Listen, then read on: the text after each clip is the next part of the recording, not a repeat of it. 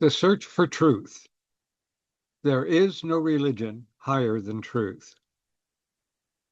We all, scientists as well as mystics, Karen Armstrong wrote, know only representations of reality, not reality itself. We deal with the world as it appears to us, not as it intrinsically is.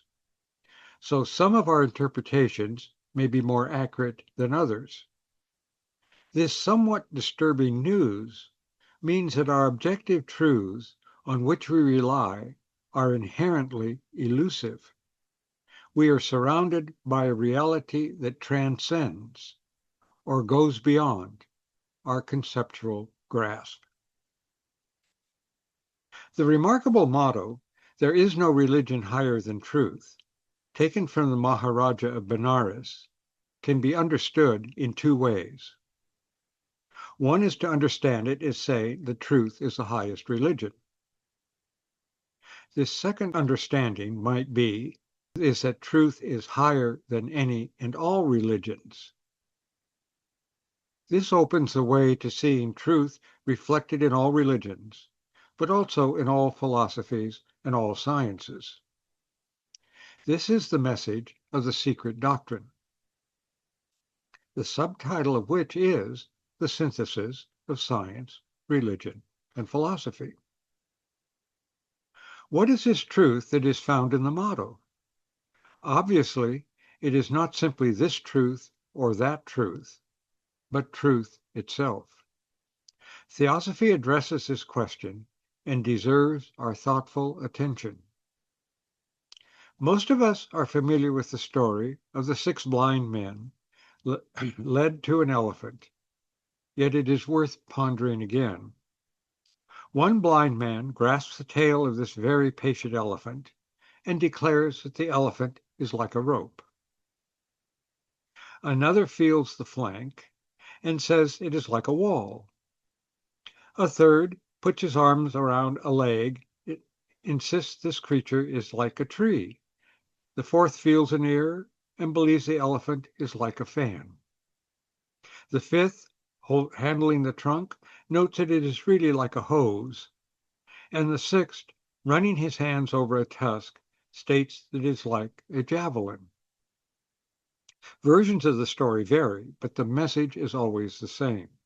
Each blind man has a quite real experience of a part of the elephant and quite reasonably deduces what the elephant is like. We should notice several things here. First, each blind man expresses what he thinks the elephant is like.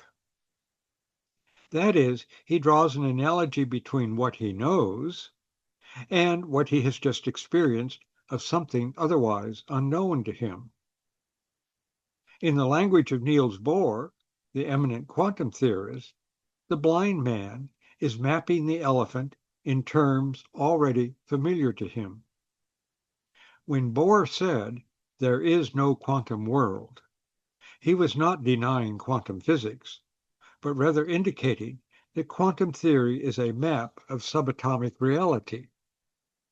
Yet, just as a paper map is quite different from the landscape it maps, the theory is a representation of a realm of the nature of which may be quite different from that representation, though there is always a relation between the map and what is mapped.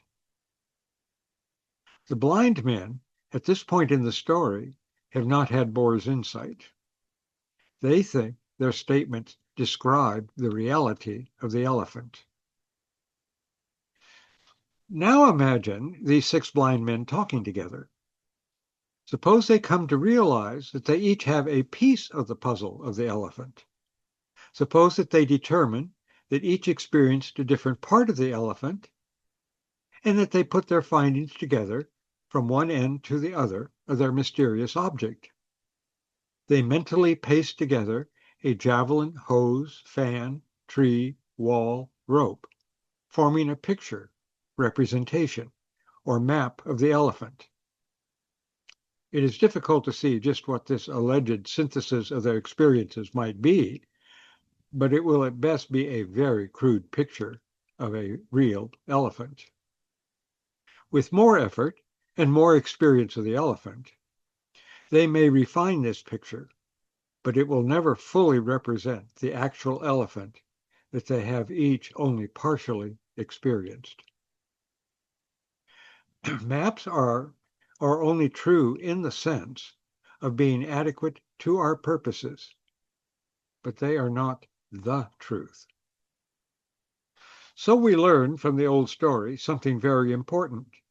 Our experiences can give us glimpses of the truth, of reality, but what we put together from those experiences is, even in the best light, and with our most rigorous efforts, only a picture of what may be quite different in fact.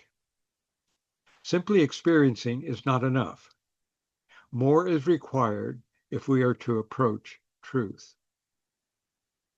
Another familiar story can help us understand our situation regarding truth. It is usually named the allegory of the cave, found in Plato's dialogue, The Republic. We recall that in this allegory, prisoners from birth are chained near the back of a cave. Behind them runs a low wall, behind which a fire blazes. Between the fire and the wall, figures move, but all the prisoners can see are the shadows cast by the fire on the back wall of the cave. They take these shadows for reality, for like the blind men experiencing the elephant, the shadows are all these prisoners have ever seen. If the figures behind the low wall speak, the prisoners hear the echoes bouncing off the back and attribute the voices to the shadows. Plato imagines a prisoner suddenly being released from his chains and turned around so that he or she can see the fire, the moving figures, and the low wall. The prisoner will initially be blinded by the brightness of the fire, but as his eyes become accustomed to this brilliant new experience, he will first come to see this reality and then connect it with the shadows, understanding that they are only reflections of this world he has just discovered. Yet Plato is not finished, for he has the prisoner forced to the mouth of the cave and outside. He portrays his path as rocky and difficult, and so the prisoner suffers in striving to exit the cave. Once outside, he is again blinded, this time by the greater brilliance of the world outside the cave. As his eyes adjust, he sees the world around him, and he sees the sun reflected in an expanse of water. He comes to realize that this world is the source of everything in the cave, and eventually understands that the sun is the source of it all, even of the fire in the cave.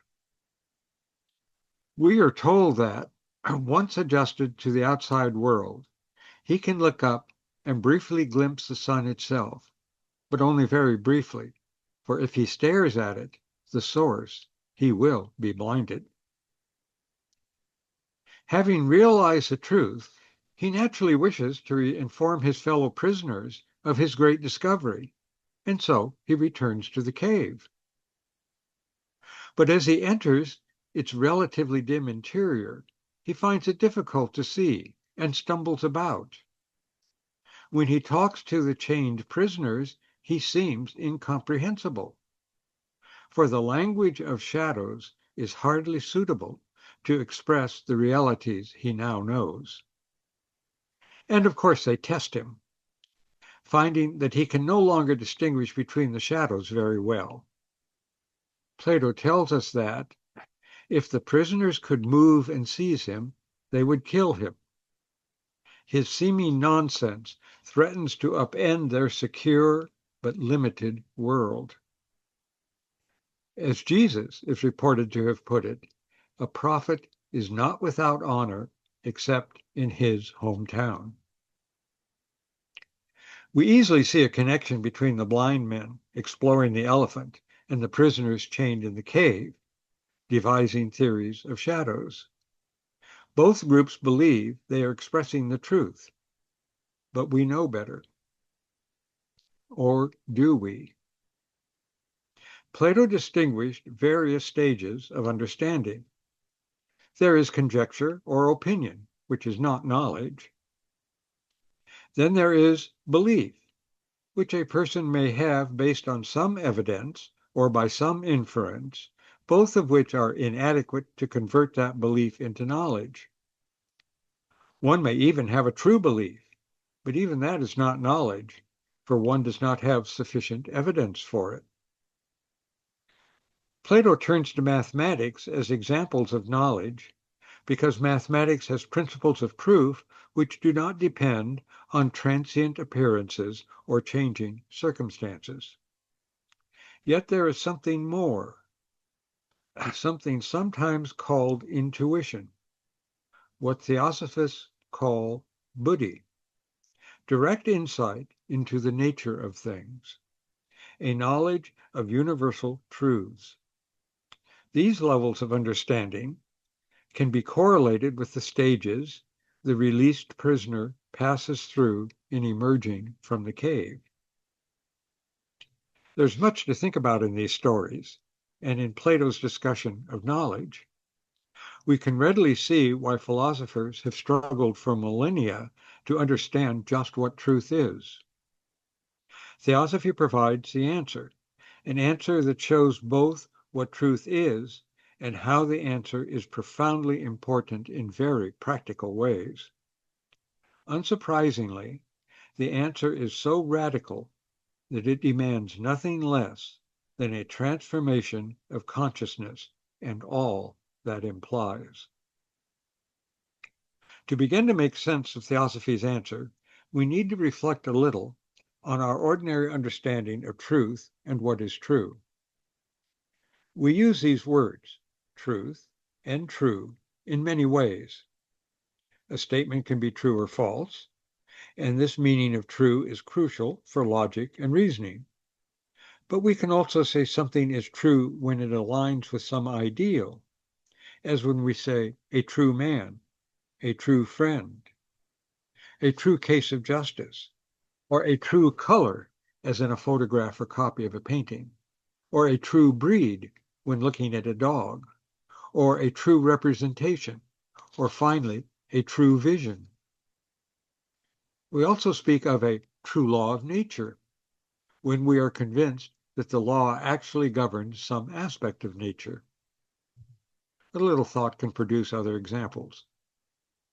Within this wide range of the way we use the word true, they all have reference to some standard or ideal. We have that ideal in mind even if we cannot fully express it in words. Those ideals have to come from somewhere. HPB shows us where, but within a context of an even more fundamental conception of truth. Here, however, in our daily discussions, truth has to do with the way things are, and truth is contrasted with error, inaccuracy, fantasy, incompleteness, and falsity. We notice that the idea of degrees is implicit in these examples. A statement can be, for example, inaccurate, but not totally false. Someone says, "It is raining," but in fact, there is a heavy mist. Is this really rain? The statement seems to declare a bit too much. Yet it is not entirely false, for the weather in this case is anything but dry. What we say can be incomplete, a bit fanciful, not quite right, and so on, without simply being wrong. All this is one important point to keep in mind as we think about truth. Throughout his dialogues, Plato refers to ordinary knowledge, and this knowledge, of course, is of truths, and also a knowledge beyond the heavens. That is, knowledge beyond the universe of the senses, hence truth beyond the cosmos of ordinary thought and experience. For Plato, then, there are two kinds of knowledge: ordinary knowledge encompassed by observation and expressed in concepts and generalizations, including knowledge that we would classify as psychology, and extraordinary knowledge that can be expressed only in analogies, symbols, and the myths he develops. When he says, in the letters attributed to him, that he never wrote down his true philosophy, one can see that so-called unwritten philosophy intimated in his myths and stories. We can think, for example, of the myth of in which the warrior is killed, but comes back to life to tell what he witnessed in the afterlife. In this account, reincarnation is explicit, and karma is seen as its cause. In this myth, those whose lives were on balance good are rewarded with pleasant experiences, something like what Theosophists call devachan, while those who tended toward evil are subject to purgation, perhaps something like the astral shells disintegrating after death. Then these reincarnating souls are allowed to choose new lives. But clearly points out, their choices are hardly random. Past tendencies drive them to choose lives thoughtlessly. Theosophists understand that change and development occurs in incarnated life, not in post-mortem states. And so they choose lives in reaction to their pasts.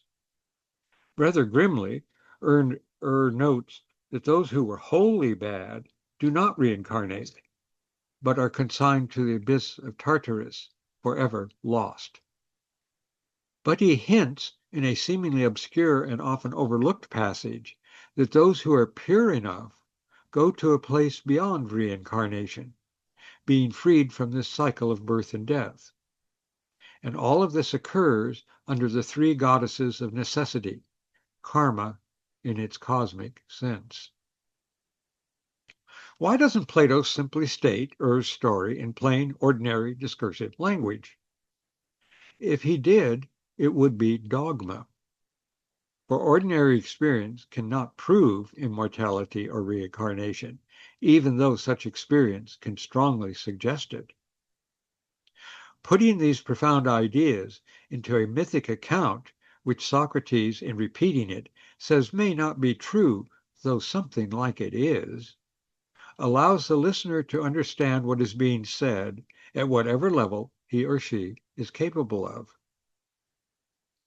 This approach is completely in line with Plato's insistence on dialogue, that is, on discussion between those seeking truth, so that each participant helps the others come to a deeper understanding of truth. HPB well knew that the idea of two kinds of knowledge, the ordinary and the deeper understanding beyond the heavens, and therefore two kinds of truth, were well understood long before Plato's time. In order to explain the teaching that we know as Theosophy, she drew on the ancient doctrine that forms the basis of what came to be known as Hinduism and Buddhism.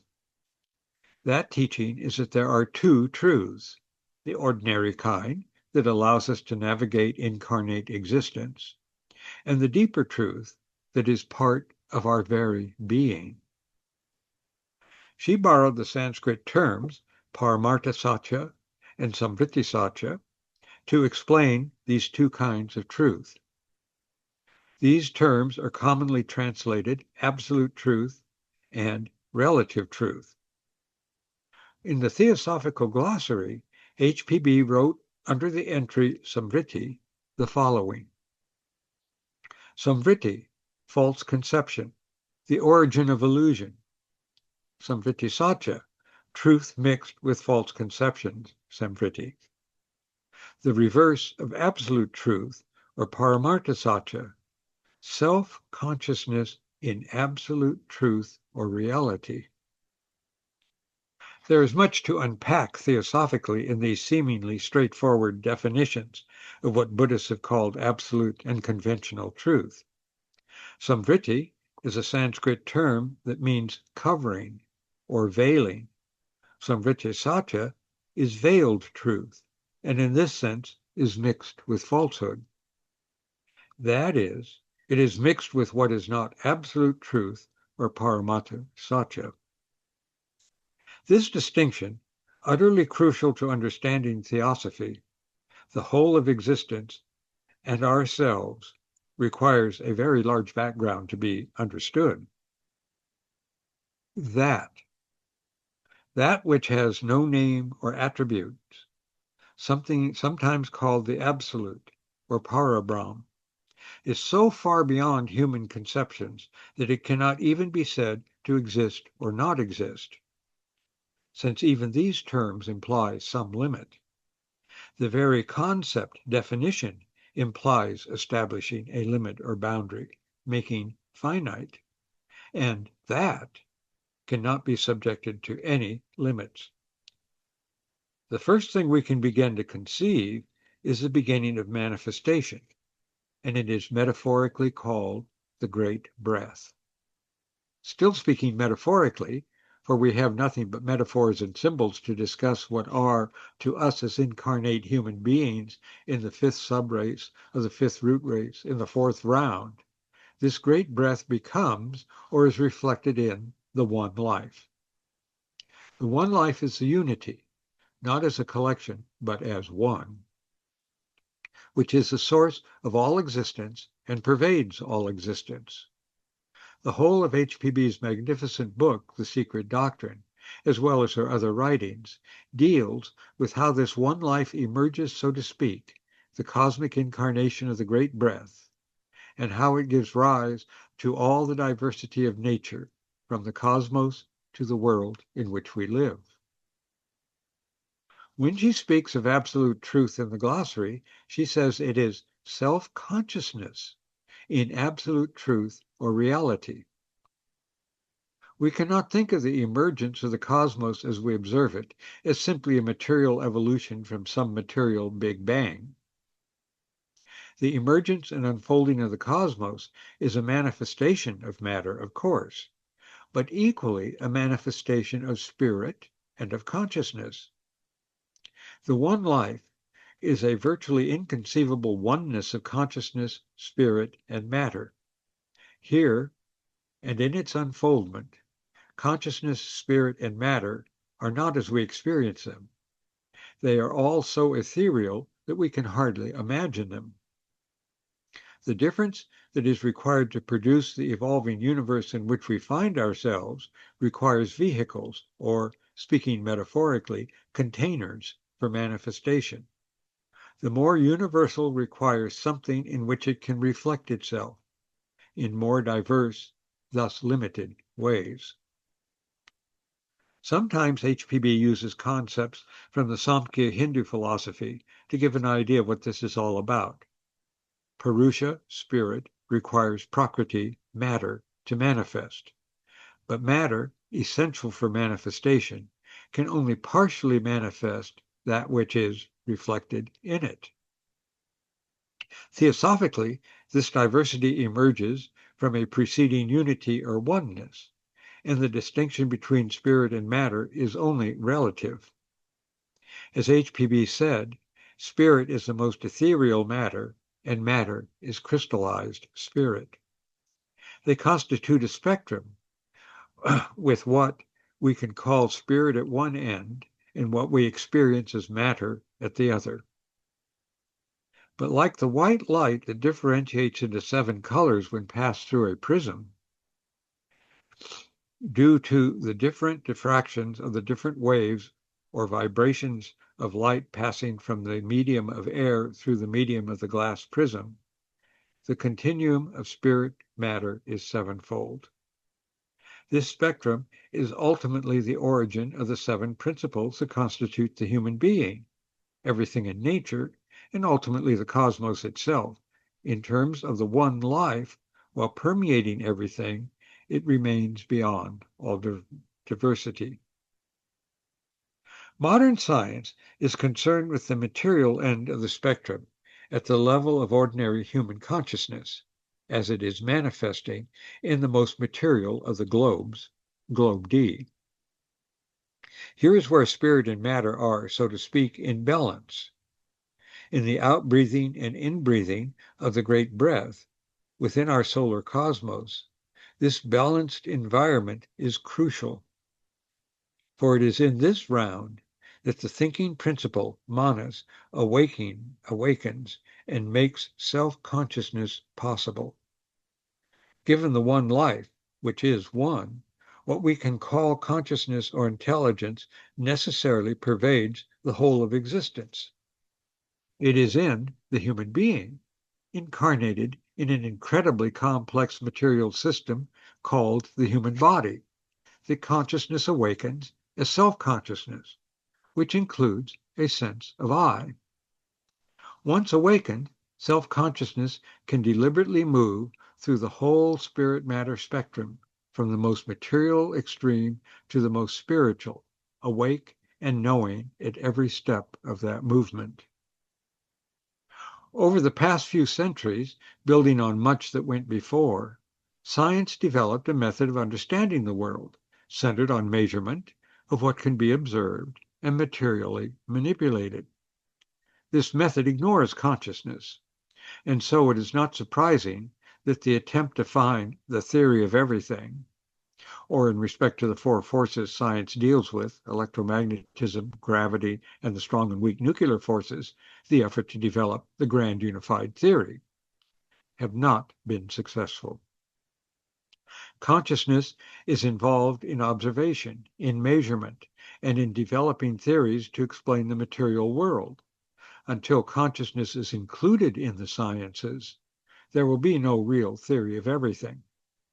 Theosophy is this inclusive science, and it is not surprising that its understanding is quite different from that of contemporary sciences, even while appreciating them. Now one might say that the social sciences do consider consciousness, but psychology, and even less anthropology and sociology, restrict consciousness to its more mundane aspects in human beings. Since consciousness pervades all existence, this simply will not do.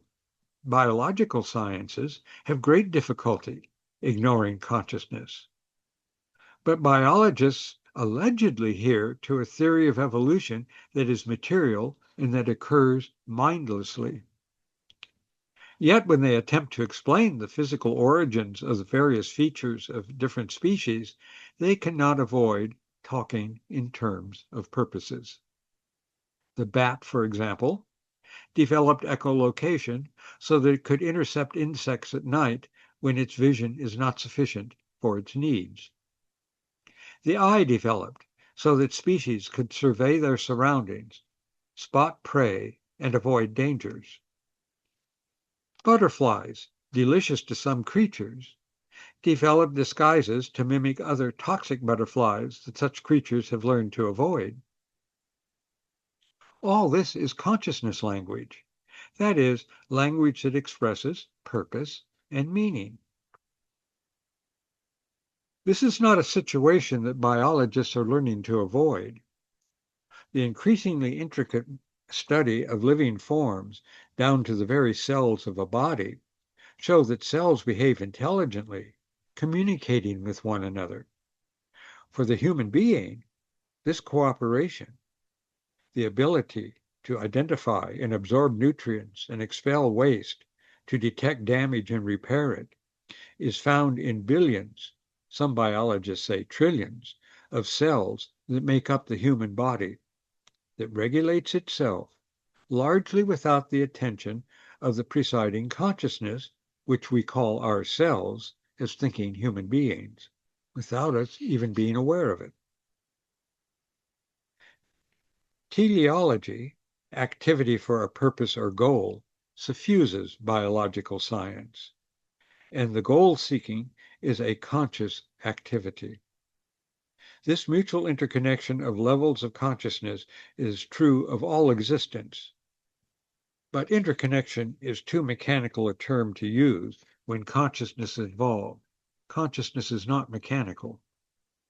HPB put it better when she spoke of brotherhood as a fact in nature.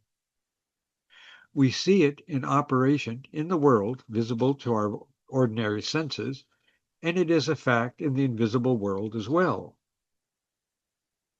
But as self-conscious beings, we have to self-consciously strive to overcome the maya of separateness that seduces us into believing that we are somehow independent when, on a little reflection, it is obvious that universal brotherhood is a fact. The great founders of quantum physics were hardly immune to the insistence of consciousness to be included in the sciences. Albert Einstein is commonly remembered not just for his theory of relativity, forcing reconsideration of space, time, and dimensionality, but also for his broadly mystical thoughts about God. Niels Bohr, Erwin Schrödinger, Paul Dirac, and others could not resist speculating on the possibility of life pervading the universe, of a universal mind, and so on. When they did so, they stepped beyond what we today call science and into metaphysics. It is clear that there is something in the human being that demands more than observations of physical nature and theories restricted to those observations. That something is consciousness itself, which insists on being part of the equation, so to speak, and which already knows there is something more. Hence the need for philosophy and religion. And thus Theosophy is given out in the secret doctrine, points to a synthesis of philosophy, science, and religion, which is true science, true philosophy, and true religion, in the purest sense of those words. And they are one, for they ultimately deal with the one life, looking to the great breath. But everything we've said so far is quite abstract. What has it to do with living life? What are its practical implications? What are its daily applications? HPB puts the answer straightforwardly in the voice of the silence. All is impermanent in man, except the pure, bright essence of Alaya. Man is its crystal ray, a beam of light, immaculate within, a form of clay material upon the lower surface. That beam is thy life guide and thy true self. Since consciousness pervades the whole spectrum of spirit and matter, its development in incarnate existence in the human body is essential.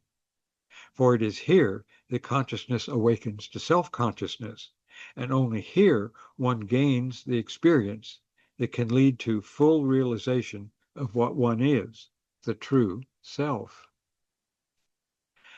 How one follows the path of self-consciousness to its source, the one life, can be put in many ways. Plato taught that everything has an archetype, an eternal potential and paradigm, which is why, when we see something like a triangle, we can recognize what it is. No physical triangle, drawn on paper or out of some material, is a perfect triangle. But we not only recognize it as a triangle, but we can tell its imperfections. We do this by knowing the ideal triangle. This knowledge is buried deep in consciousness, and so Plato called this recognition recollection, recalling what we know deep within. If we think of less tangible things, such as equality, or justice, or nonviolence, we readily observe them in the world, typically in very imperfect instances. But we know the ideals which they imperfectly manifest. Plato knew that even the paradigms or ideas have a source, which is sometimes called the overarching good, sometimes the true, sometimes the beautiful. This goodness, truth, beauty, called the golden braid by philosopher and novelist Rebecca Neuberger Goldstein, is more than a tightly woven braid. It is the unity within fully realized consciousness, and it is reflected throughout existence. The human being brings this braid to self-conscious existence by discerning truth, goodness, and beauty in the world. The world perceived by typical consciousness is, however, a kaleidoscopic effect of deeper forces and structures, and so is not reality in any fundamental sense. This, of course, is the point of the quotation from Carr and Armstrong. Theosophists are taught that existence being sevenfold, the incarnate human being has a sevenfold constitution. William Quan Judge reminded us that all existence unfolds from what he called the one element, its ultimate nature, not seven, but it diversifies and thereby creates the whole panorama of nature, both cosmic and human. Our ordinary physical senses perceive the most material reflection of this diversity. If, however, we are sevenfold in our human nature, there are equivalents of these senses, these modes of perception, at every level. Ensconced in a physical body, consciousness is awake only to the extent that it perceives the physical world and thinks about it. For Plato, our state is like the prisoners in the cave, seeing only shadows, effects, of unseen intelligent forces, beings, in fact, and their activity. The great breath pervades all. The spirit-matter spectrum is ever present. The universal Atma pervades all existence, and we, being sevenfold, are illumined by it. Though in our typical daily lives we do not comprehend that, yet the crystal ray of Alaya is there, and there are times when we sense its presence. These intimations appear as insights, intuitions, realizations, sometimes seen through the surfaces of individuals and events to deeper patterns of meaning. And it is what provides us with our innate ethical sense, our awareness of right and wrong. One can readily observe this in very young children, whose full monastic awakening has yet to occur.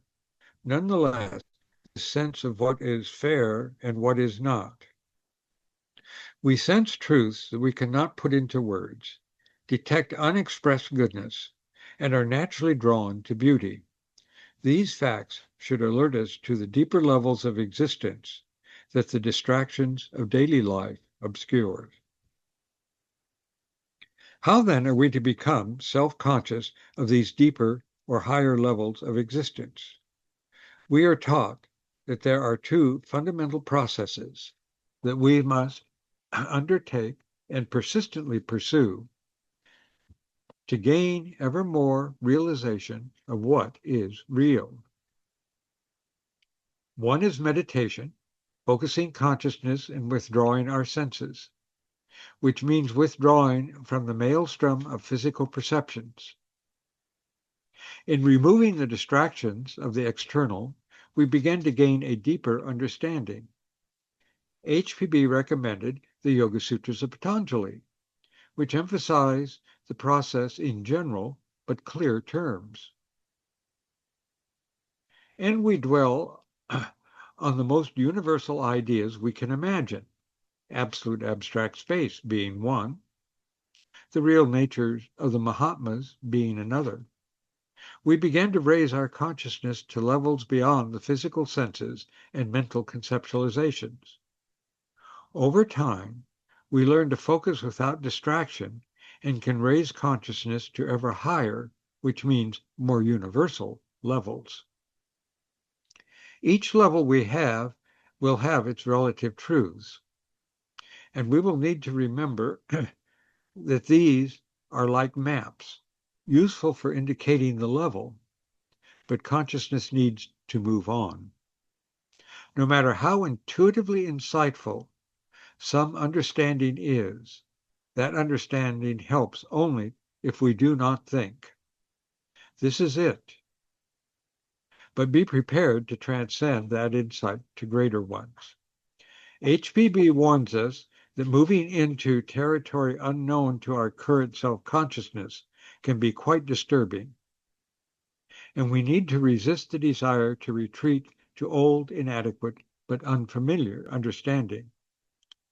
This resistance to change must be overcome at every level of expanding self-consciousness. The second process turns outward, not inward. For unless we orient ourselves in the world in a way which reflects the one life ever more transparently, we will not be able to pursue inner awakening successfully. Quite near the beginning of the Voice of the Silence, we are told that the Hall of Learning, the intersphere of self-awakening, is filled with beautiful flowers, with wonderful sights, so to speak, but that under each one is a serpent. That is, each is accompanied by something potentially spiritually toxic.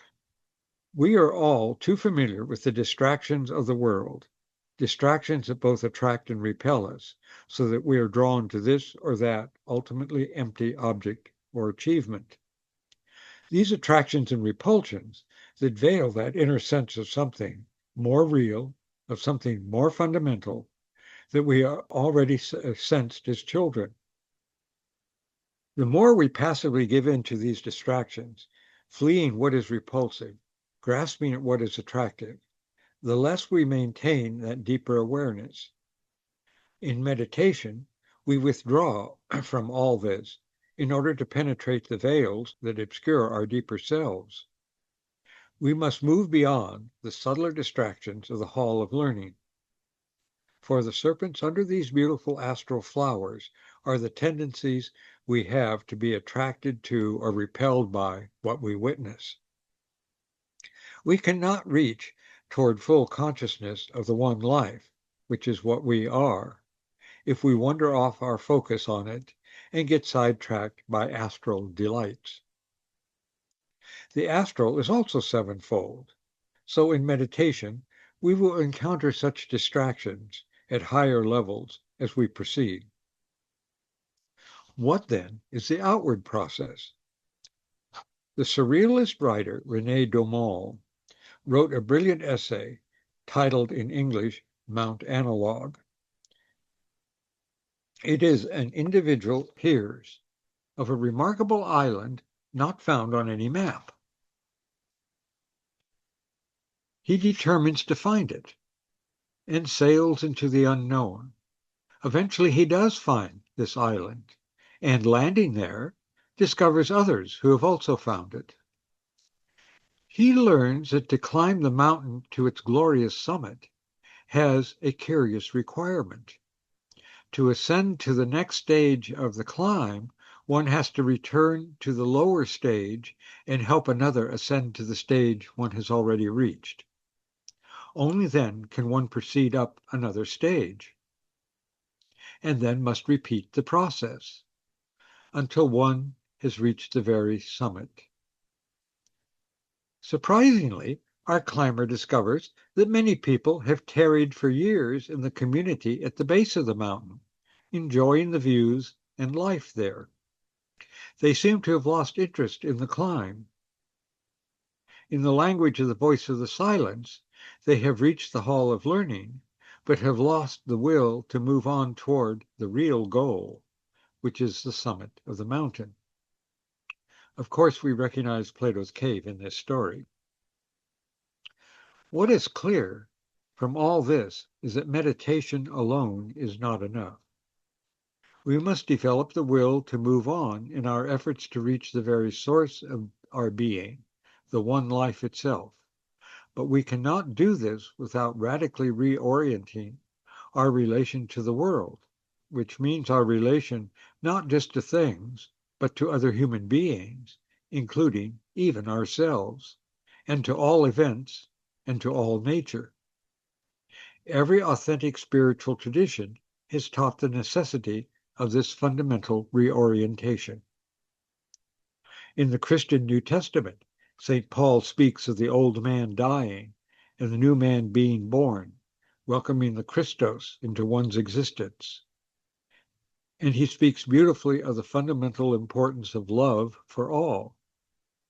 In the Hindu Bhagavad Gita, Krishna teaches Arjuna to see Vishnu as the supreme spirit in all things, for it is there, and so it is in ourselves. In Taoism, Lao Tzu urges us to become one with the Tao, the way, and the truth.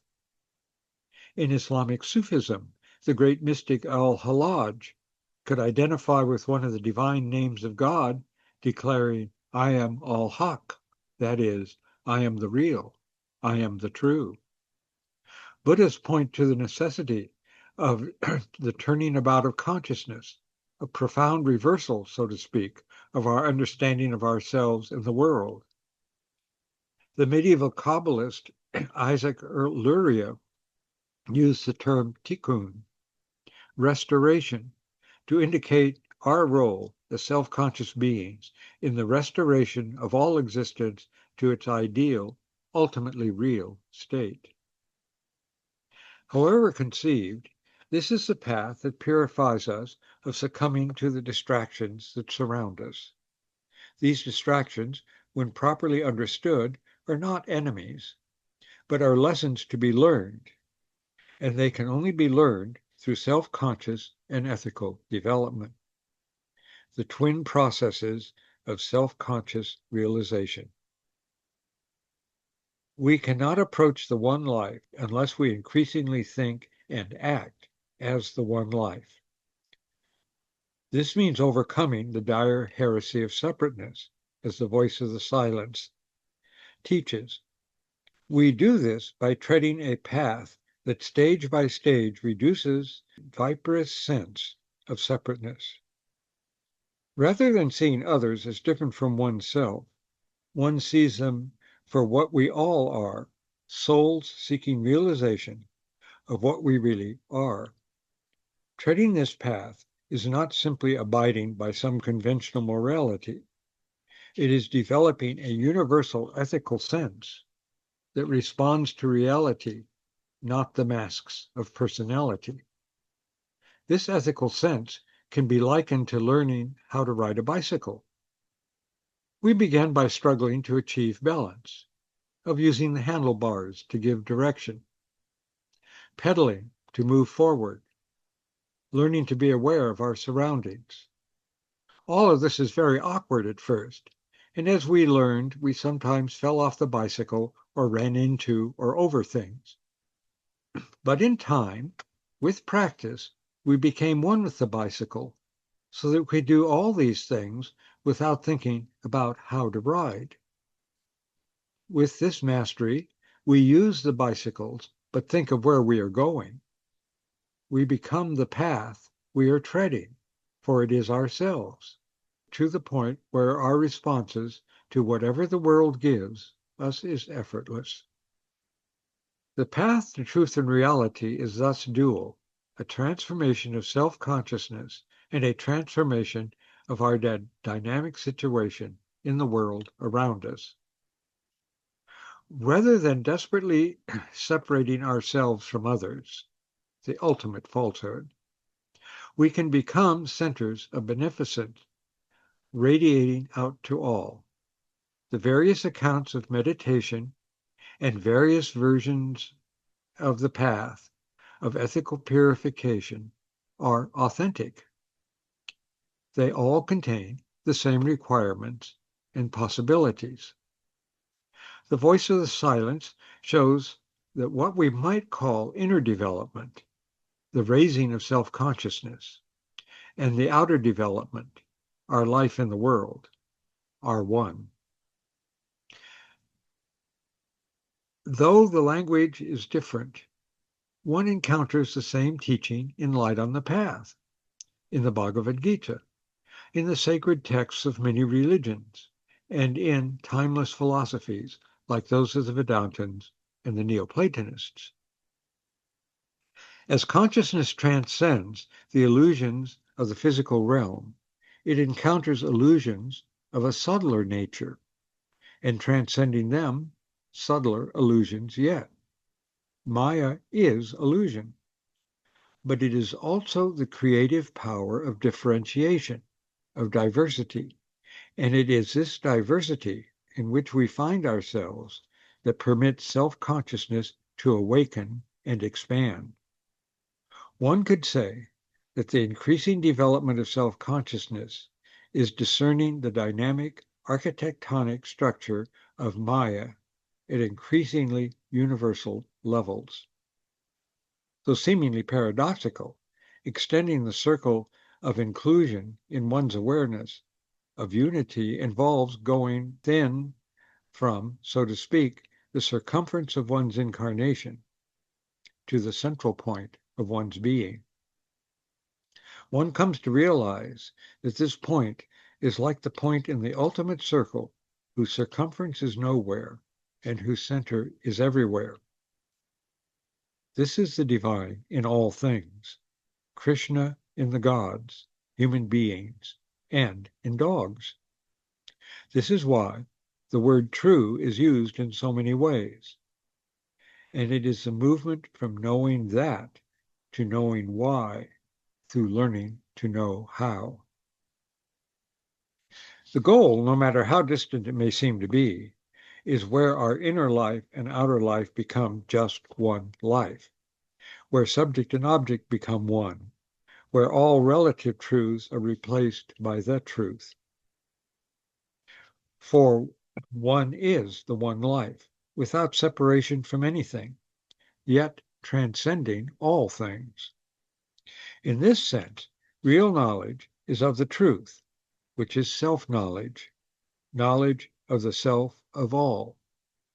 One is ultimately the good, the true, and the beautiful, and that from which this golden braid arises. One is the truth one seeks.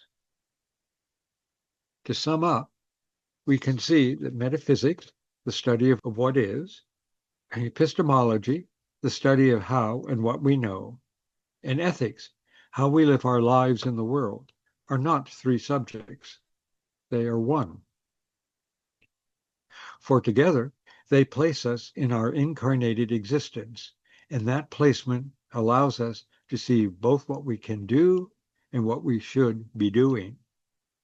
Self-consciousness is the synthesis of science, religion, and philosophy. Theosophy is not some intellectual study, though it involves deep study. Theosophy is practice, meaning it is living the life. Theosophy is practical at every stage of one's understanding of it, for it is practice itself. We can see why forming a nucleus of universal brotherhood has always been the first object and goal of every theosophical organization. It is the reflection of the fundamental fact of nature. Everything is what it is because of the one life, which, when cleared of all illusion, just is. The sacred goal has been reflected in philosophy, religion, and science throughout history, for there is no religion higher than truth. The goal begins with what we call the Golden Rule, found in every tradition, including the sciences, which seek knowledge for the betterment of humanity. The voice of the silence expresses it simply and eloquently. The first step is to live to benefit mankind. The first step in realizing universal brotherhood begins with each of us, consciously and deliberately, by whatever method we each determine, to make the truth a living power in our lives. In doing this, we nurture all existence. Thank you.